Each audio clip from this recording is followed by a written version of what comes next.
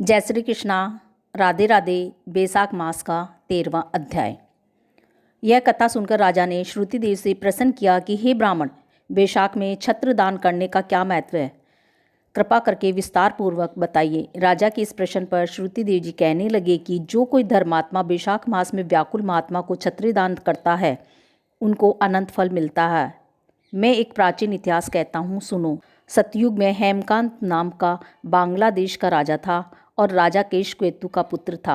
अत्यंत बलवान था।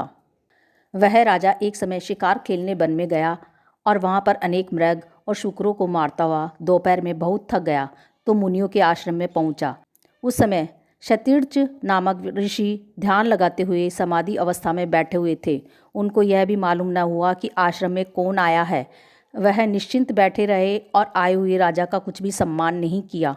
इस पर राजा को बड़ा क्रोध आया और वह ऋषि को मारने के लिए आगे बढ़ा। तब ऋषि के शिष्यों ने उसे रोका और कहा कि अरे दुर्बुद्धि, सुन, हमारे गुरु समाधिस्थ होकर बैठे हैं, उनको यह भी पता नहीं कि बाहर क्या हो रहा है, इसलिए क्रोध करना उचित नहीं।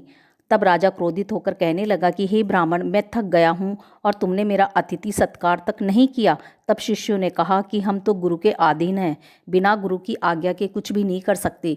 शिष्यों का ऐसा प्रत्युत्तर सुनकर क्रोध से राजा ने अपना धनुष उठा लिया और कहने लगा कि मुझसे दान लेकर मेरा अन्न खाकर मुझको ही शिक्षा देते हो, ऐसे कृतघ्नों को अवश्य ही मारना चाहिए। इतना कहकर राजा उन पर बाण चलाने लगा। इसी से वह शिष्य भयभीत होकर भागने लगे तो राजा के सैनिकों ने उनको चारों ओर से घेर लिया। राजा ने उनमें से 300 शिष्यों को मार दिया और शेष भाग गए। जब आश्रम में कोई नहीं रहा तो सैनिकों ने आश्रम की सब वस्तुएं लेकर खूब भोजन किया। सायंकाल राजा जब अपने घर पर आया तो उसके पिता केशकेतु ने यह सब वृत्तांत सुनकर पुत्र की बहुत निंदा की तथा उसको घर से बाहर निकाल दिया। तब राजा हेमकांत वन में चला गया तो वह अत्यंत व्याकुल होकर इधर उधर फिरने लगा और ब्रह्म हत्या उसे सताने लगी। इस पर उस दुरात्मा को फिरते हुए 28 वर्ष बीत गए।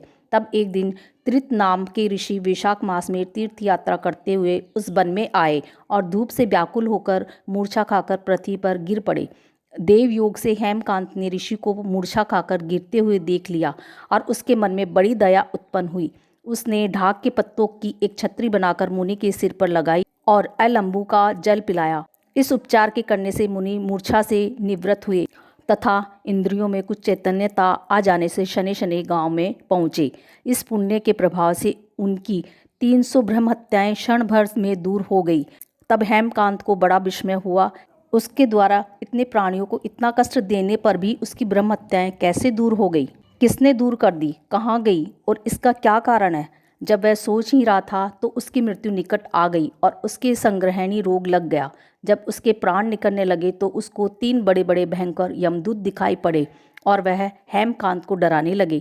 तब हेमकांत मौन साध कर छत्रदान को याद करके विष्णु भगवान को याद करने लगा।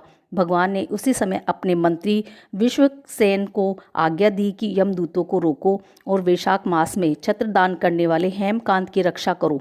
उसने यद्यपि बड़े बड़े पाप किए हैं, परंतु उसने धूप से व्याकुल मूर्छित मुनि की रक्षा की और वैशाख मास में छत्री दान किया। इससे निष्पाप हो गया।